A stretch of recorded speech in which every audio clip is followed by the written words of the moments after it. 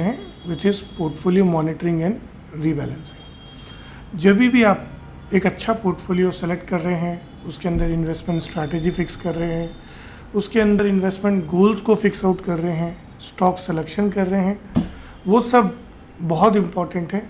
But portfolio monitoring और rebalancing is just like a postmortem.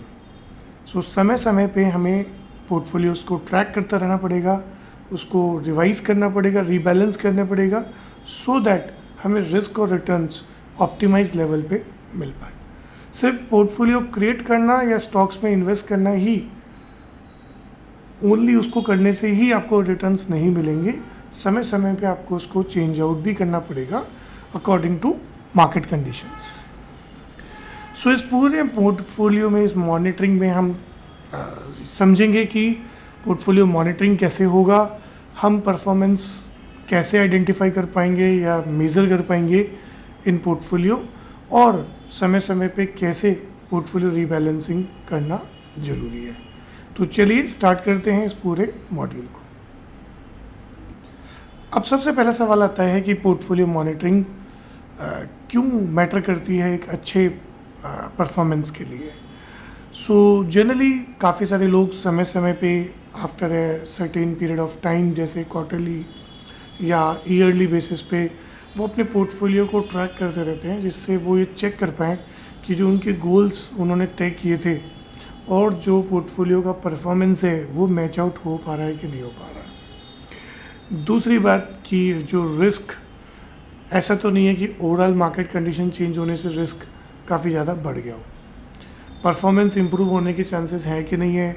कोई ऐसे स्टॉक्स तो हमारे पास नहीं आ गए हैं जो कि डंप हो गए हैं, जो अंडर परफॉर्म कर रहे हैं बहुत ही लंबे समय से, हमें उसको हटाने की कोशिश करना पड़ेगा। और डिसिप्लिन अप्रोच से हम काम कर पा रहे हैं कि नहीं कर पा रहे हैं, इसको भी हम इजीली ट्रैक कर सकते हैं विद पोर्टफोलियो मॉनिटरिंग। अब सबसे बड़ा सवाल ये आता है कि पोर्टफोलियो मॉनिटरिंग में हमें देखना क्या है, दैट इज़ इम्पॉर्टेंट। सो हमें ये समझना पड़ेगा कि हमारा पोर्टफोलियो का परफॉर्मेंस और हमारा जो बेंचमार्क है, निफ्टी 50 है या और कोई दूसरा ब्रॉडर इंडेक्स है, वो कैसा परफॉर्म कर रहे हैं। मान लीजिए बेंचमार्क इंडेक्स है वो 20% रिटर्न दे रहा है, हमारा पोर्टफोलियो 7 से 8% रिटर्न ही दे पा रहा है, तो हम कहीं ना कहीं अंडर परफॉर्म कर रहे हैं। कहीं ना कहीं हमारे पास सिलेक्शन ऑफ स्टॉक जो है वो ठीक नहीं है, हमें रीबैलेंस या रीस्ट्रक्चर करना पड़ेगा उस पोर्टफोलियो को। समय समय पे एसेट एलोकेशंस भी चेंज करने होते हैं, सेक्टर और स्टॉक्स का कंसंट्रेशन भी चेंज करना होता है, मार्केट और इकोनॉमिक ट्रेंड्स को भी समझना होता है, और बहुत बड़ी न्यूज़, जियोपॉलिटिकल इवेंट्स चेंज हो जाते हैं, जिसके कारण आपके पोर्टफोलियो को समय समय पे मॉनिटर करने की ज़रूरत पड़ती है। सो मॉनिटरिंग करना बहुत ही इम्पॉर्टेंट एस्पेक्ट है। अगर आप एक बार लेके और उसको वन टाइम एक्शन समझ के और छोड़ देंगे तो आपके रिस्क और रिटर्न्स समय समय पे बहुत ज़्यादा डाइल्यूट होतेंगे, बहुत ज़्यादा इम्पल्सिव हो जाएंगे, जिससे आपको आपका टारगेट गोल नहीं मिल पाएगा। पोर्टफोलियो मॉनिटरिंग में 4 ऐसे मैटर्स हैं जो आपको बहुत ज़्यादा कैप्चर करने पड़ते हैं या माइंडसेट में रखने पड़ते हैं। सबसे पहला, अगर कोई भी डिविएशन है, कोई भी प्रॉब्लम है, वो आप अर्ली आइडेंटिफाई कर पाओगे। किसी भी शेयर का फंडामेंटल ख़राब हो रहा है या किसी भी सेक्टर का इकोनॉमिक साइकिल ख़राब हो रहा है या मार्केट साइकिल ख़राब हो रहा है, वो बहुत जल्दी पिकअप कर पाएंगे with the help of portfolio monitoring. दूसरा, अगर आपको वेटेज चेंज करना है, एसेट एलोकेशन चेंज करना है, then that is also we can look in portfolio monitoring. अगर कोई नई अपॉर्चुनिटीज़ क्रिएट हुई है, कोई नया सेक्टर चेंज हुआ है, कोई नया स्टॉक का परफॉर्मेंस बदला है, हम उसको भी कैप्चर कर पाएंगे विद पोर्टफोलियो मॉनिटरिंग। और सबसे लास्ट में हम अपने गोल्स के साथ स्टिक रह पाएंगे, स्टे रह पाएंगे, और वो सारे नेसेसरी डिसीजन मेकिंग हम कर पाएंगे जो हमारे पोर्टफोलियो को बूस्ट करता हो। सो पोर्टफोलियो मॉनिटरिंग बहुत इम्पॉर्टेंट रोल प्ले करता है आपके ओवरऑल इक्विटी पोर्टफोलियो स्ट्रैटेजीज में। अब तक पोर्टफोलियो मॉनिटरिंग्स में हमने क्यों हमें देखना है पोर्टफोलियो मॉनिटरिंग या क्या देखना है पोर्टफोलियो मॉनिटरिंग में, वो हमने अभी तक समझा है। अब हम समझना चाहते हैं कि कब क्या फ्रीक्वेंसी रहेगी उस पोर्टफोलियो मॉनिटरिंग को देखने की। तो मेरे ख्याल से अगर आप इक्विटी पोर्टफोलियो स्ट्रैटेजीज़ में जा रहे हैं और अगर आप लॉन्ग टर्म इन्वेस्टिंग की तरफ सोच रहे हैं तो डेली तो आपका कोई भी काम नहीं है। मैं मानता हूँ कि डेली तो आप टर्न ऑफ ही कर दीजिए, बिकॉज डेली पोर्टफोलियो मॉनिटरिंग आपका इमोशन हिट करेगा, आपको परेशान करेगा, नॉइज़ पैदा करेगा, कुछ गलत डिसीजंस भी करवा सकते हैं अगर आप रेगुलरली डेली अपने पोर्टफोलियोज़ को रिव्यू करते हैं तो। मंथली भी मुझे लगता है कि ज़रूरत नहीं है पोर्टफोलियो को रिव्यू करने की। आपको कम से कम जो टाइम होता है, मिनिमम टाइम फॉर मैंने मॉनिटरिंग विल बी क्वार्टरली, क्योंकि स्टॉक्स के क्वार्टर रिजल्ट्स भी आते हैं। अगर कोई जियोपॉलिटिकल या कोई इकोनॉमिक एनालिसिस में कोई चेंजेस हैं तो वो भी आपको क्वार्टरली में ही ट्रैक आउट हो पाता है। सो मेरा मानना है कि बेंचमार्क के साथ परफॉर्मेंस देखना पोर्टफोलियो की, वो क्वार्टरली करिए। इकोनॉमिक कोई डेटा आ रहा है तो उसको चेक करिए, स्टॉक्स के फंडामेंटल्स में कोई बदलाव है तो उसको देखिए, और अगर रीबैलेंसिंग की कोई नीड अगर आपको लगती है तो आप क्वार्टरली बेसिस पे उसको ट्रैक कर सकते हैं। जनरली बहुत स्ट्रॉन्ग जो नीड है पोर्टफोलियो मॉनिटरिंग की रिव्यू करने की वो एनुअली होती है, बिकॉज पूरे साल भर में क्या हुआ, अगले साल आप क्या करना चाहते हो, आपका प्लान क्या है, कौन से नए स्टॉक्स आप जोड़ना चाहते हैं और कौन से स्टॉक्स को आप एग्जिट करना चाहते हैं।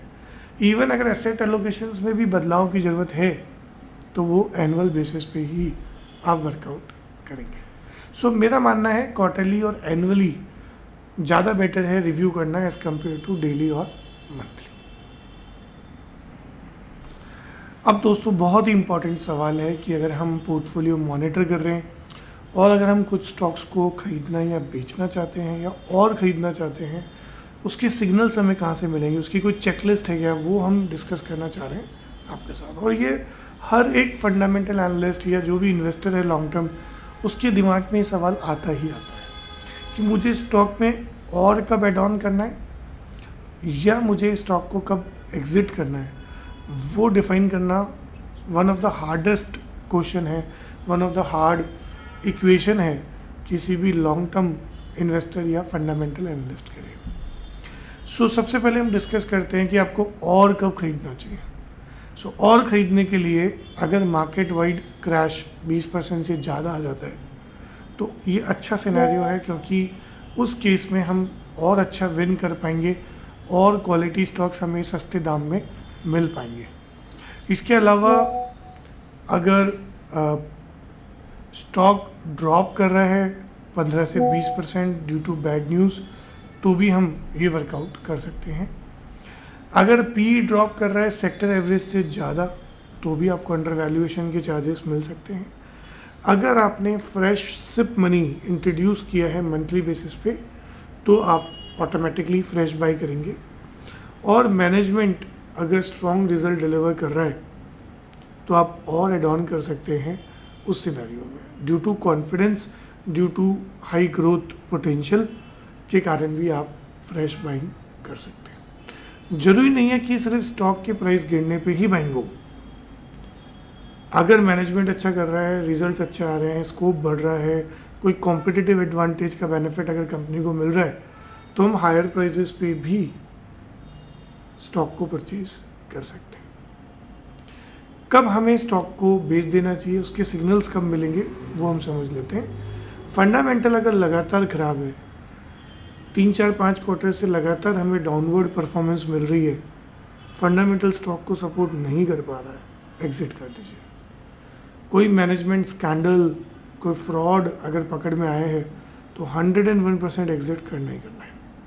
और पहले इंस्टेंस जब समझ में आया तभी निकल जाओ, रुकना नहीं है उस केस में। तीसरा, स्टॉक अगर ओवर वैल्यूड नज़र आ रहा है, आपको लगता है कि फंडामेंटल से बहुत ज़्यादा हाई वैल्यूएशंस वो दिखा रहा है तो आप अच्छा प्रॉफिट लेके बुक कर सकते हैं। इसके अलावा अगर आपको लगता है कि आपका गोल रीच हो गया है, टाइमलाइन एंड हो गई है तो भी आप एग्जिट कर सकते हैं। और अगर आपको लगता है कि इससे ज़्यादा अच्छी अपॉर्चुनिटी आपको किसी और दूसरे स्टॉक में मिल रही है और स्टॉक लगातार साइडवेज है, लगातार कुछ खास परफॉर्म नहीं कर पा रहा है, अंडर परफॉर्मर है, तो भी आप एग्जिट करके बाहर आ सकते हैं। तो ये सारे वो रीज़न हैं जो आपको बताएंगे कि कब आपको और एड ऑन करना है स्टॉक के अंदर या कब आपको स्टॉक से एग्जिट कर लेना चाहिए।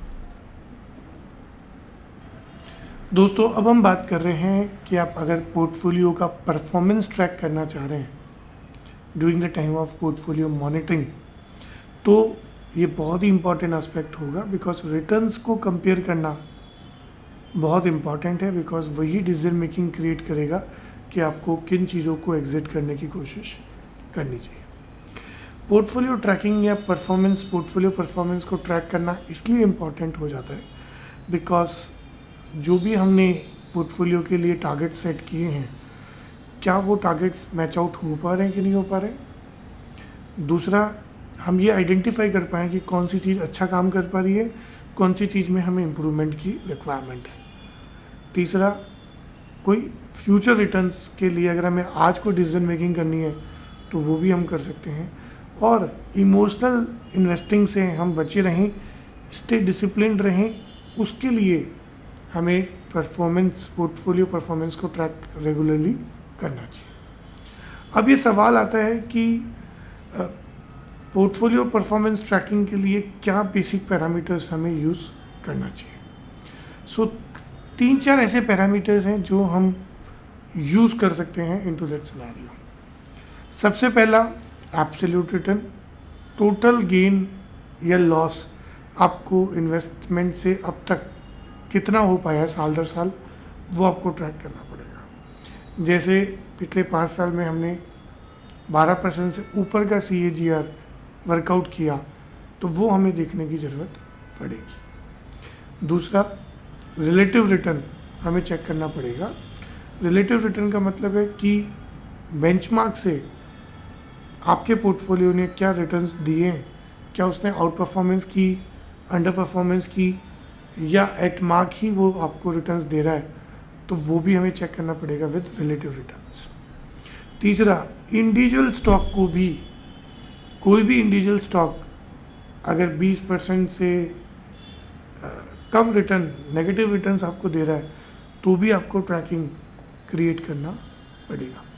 तो इंडिविजुअल स्टॉक को भी ट्रैक करना पड़ेगा कि कौन से ऐसे इंडिविजुअल स्टॉक्स हैं जो बहुत अच्छे रिटर्न्स दे रहे हैं, कौन से ऐसे इंडिविजुअल स्टॉक्स हैं जो बहुत ज़्यादा नेगेटिव रिटर्न या आपको ड्रैग करने की कोशिश कर रहे हैं। इसके लिए पोर्टफोलियो परफॉर्मेंस की ट्रैकिंग बहुत ही इम्पॉर्टेंट हो जाता है। अब लास्ट में सवाल आता है कि रीबैलेंसिंग, स्टॉक्स का रीबैलेंसिंग करना, एसेट एलोकेशन का रीबैलेंसिंग करना भी बहुत ही ज़्यादा ज़रूरी है। सो इक्विटी, डेट, गोल्ड, इन सब का रीबैलेंसिंग करेंगे, that is also very important. और उसके अंदर भी किन स्टॉक्स को आप एंट्री एग्जिट करेंगे, that is also looking into the scenario. अब 2 तरीके से रीबैलेंसिंग आप वर्कआउट कर सकते हैं। पहला रीबैलेंसिंग है कि मान लीजिए पहला मेरा इक्विटी का एक्सपोजर था 75%, अब मैं अपने एसेट एलोकेशन को, इक्विटी एक्सपोजर को रिड्यूस करना चाहता हूँ टू 260, तो मुझे 15% कटौती करनी पड़ेगी अपने इन्वेस्टमेंट्स में, इक्विटी इन्वेस्टमेंट्स में। उसमें या तो मैं हर एक इंडिविजुअल स्टॉक को देखूं, या मैं ओवरऑल 15% सभी स्टॉक्स का एग्जिट कर दूं। वो दोनों केस आपके लिए वर्कआउट कर सकते हैं। इंडिविजुअल देखेंगे तो बाइसनेस या इमोशन कंट्रोल होगा। अगर सीधा 15% सभी स्टॉक्स को कम कर दें, then that is also work on. So rebalancing में मेरा मानना है कि अगर आप ओवरऑल एसेट एलोकेशन को कम कर रहे हैं तो आपको इंडिविजुअल स्टॉक को देखने की ज़रूरत नहीं है।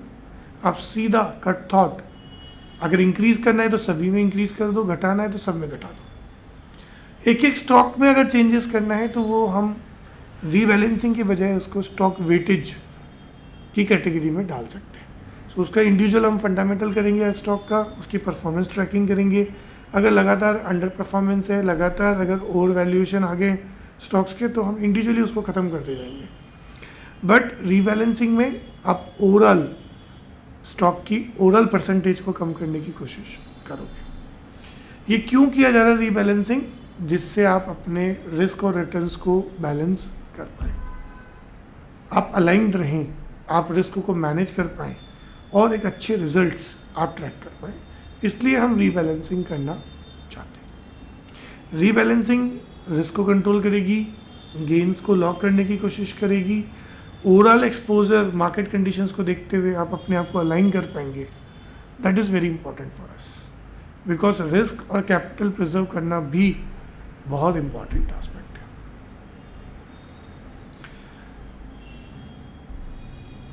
अब हम दोस्तों ये समझना चाहते हैं कि अगर वॉलेटिलिटी भी इंक्रीज कर रही है या वॉलेटिलिटी बहुत ज़्यादा उतार चढ़ाव कर रही है तो आप उस वॉलेटिलिटी को कैसे हैंडल करोगे अपने पोर्टफोलियो में। तो क्रैश मैनेजमेंट कैसे होगा, दैट इज़ वेरी इंपॉर्टेंट। मान लीजिए मार्केट 2 महीने में 50% टूट गया, 30% टूट गया, उस बड़े फॉल्स में आप अपने पोर्टफोलियो को कैसे बचा पाओगे, दैट इज़ वेरी इंपॉर्टेंट। सो उस पोर्टफोलियो में, उस क्रैशिंग में आपको क्या करना चाहिए, दैट इज़ वेरी इंपॉर्टेंट। अपनी सिप को कंटिन्यू रखिए विदाउट पॉज।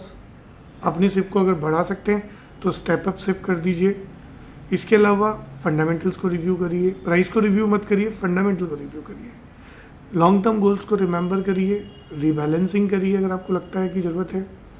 और ये हमेशा ध्यान रखिए कि जब भी क्रैश होंगे उसके बाद में बहुत स्ट्रॉन्ग तेज़ी आपको देखने को मिलेगी। तो क्रैश मैं ख़राब नहीं मानता हूँ, क्रैश हमेशा एक अच्छी अपॉर्चुनिटी आपके लिए लेके आएगा। मैंने हमेशा देखा है कि मार्केट अगर किसी एक साल में 20-30%, 30%, 40% गिरा तो उसने अगले 2-3 साल में ऑलमोस्ट डबल से ज़्यादा के रिटर्न्स दिए। सो क्रैश एक अपॉर्चुनिटी है, बस इतना सा ध्यान रखना है कि हम उसमें अपना ज़्यादा बड़ा कैपिटल लूज़ ना करें, हम अपना दिमाग ठंडा रखें और ज़्यादा पैसा उस मार्केट में अच्छे फंडामेंटल्स में इन्फ्यूज़ करने की कोशिश करें। क्या नहीं करना है क्रैश में, that is very important. So panic नहीं करना है, सिर्फ पॉज नहीं करनी है आपको, पोर्टफोलियो को हर घंटे नहीं देखना है। क्रैश प्रेडिक्शन जो आगे आ रहे हैं कि और गिरेगा वो होगा, उसको सुनने की ज़रूरत नहीं है। स्टॉप लॉस आपको नहीं लगाना है लॉन्ग टर्म स्टॉक्स में, और बोरो करके पैसा एवरेज आउट करने की कोशिश नहीं करनी है। सो ये आपको समझने की कोशिश करना पड़ेगा। आई होप सो ये मॉड्यूल बहुत इंटरेस्टिंग आपको लगा होगा, और जैसे जैसे आप थोड़ा एक्सपीरियंस करोगे मार्केट को आपको समझ में आने लगेगा। मुझे ऑलमोस्ट 20-22 साल का एक्सपीरियंस हो गया है, तो मुझे लगता है कि हर एक करेक्शन इतना इम्पॉर्टेंट है, बिकॉज हर करेक्शन में अगर आप बड़ा पैसा डालोगे तो 101% यू मेक अ बिग। सो मुझे लगता है कि जब मार्केट्स राइज कर रहा है तो आप एक नॉर्मल कंसिस्टेंसी के साथ इन्वेस्ट करो। जब मार्केट गिर रहा है या क्रैश की स्थिति में है तो आपको बड़ा पैसा इन्वेस्ट करना ही चाहिए, बिकॉज हमेशा वो बहुत कम टाइम में आपको 2 गुना से 3 गुना पैसा बना के दे सकता है। इसके अलावा फाइनल की टेकअवेज हम लेते हैं। सो पोर्टफोलियो मॉनिटरिंग बहुत इम्पॉर्टेंट है। क्वार्टरली या एनुअली आप पोर्टफोलियो मॉनिटर करेंगे तो ज़्यादा अच्छा रहेगा। की मैट्रिक्स पोर्टफोलियो परफॉर्मेंस के 3 मैंने आपसे आज डिस्कस किए हैं, एब्सोल्यूट रिटर्न्स, रिलेटिव रिटर्न्स और इंडिविजुअल का स्टॉक परफॉर्मेंस। इसके अलावा जब भी मार्केट क्रैश करे आपको क्वालिटी स्टॉक्स लेने चाहिए, और रीबैलेंसिंग समय समय पे करना बहुत ही ज़रूरी है। सो मिलते हैं नेक्स्ट मॉड्यूल में, तब तक के लिए हैव ए नाइस डे। और प्लीज़ स्किल इन्वेस्ट ऐप को डाउनलोड करना ना भूलिए, बिकॉज बहुत सारे कंटेंट मॉड्यूल्स के उसके अंदर आपको अलग से फोल्डर्स में मिलेगा। So thank you, have a nice day.